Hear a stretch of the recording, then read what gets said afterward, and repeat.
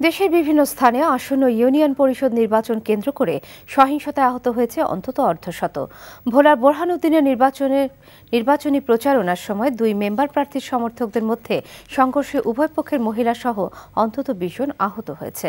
Police জানায়, গতরাতে টবগী ইউনিয়নের ৫ নম্বর ওয়ার্ডের ফকিরকান্দি এলাকায় একই ওয়ার্ডের মোহাম্মদ শাহাবুদ্দিন ও মোহাম্মদ বাসেদের সমর্থকরা প্রচারণা চালায়।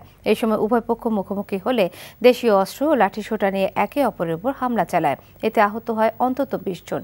আহতদের ভোলা সদর ও বোরহানউদ্দিন হাসপাতালে ভর্তি করা হয়েছে। এদিকে গতরাতে আশুগঞ্জে আড়াইশিথা ইউনিয়নে আওয়ামী লীগের বিদ্রোহী প্রার্থী কামরুল হাসান মোবারকের বাড়ির গেটে পরপর দুটি ককটেলের বিস্ফোরণ ঘটায় দুর্বৃত্তরা। বরগুনার ফুলছড়ি ইউনিয়নের স্বতন্ত্র চেয়ারম্যান প্রার্থীর সমর্থক ও আওয়ামী লীগের চেয়ারম্যান প্রার্থীর সমর্থকদের মধ্যে সংঘর্ষে আহত হয়েছে অন্তত ১৫ জন।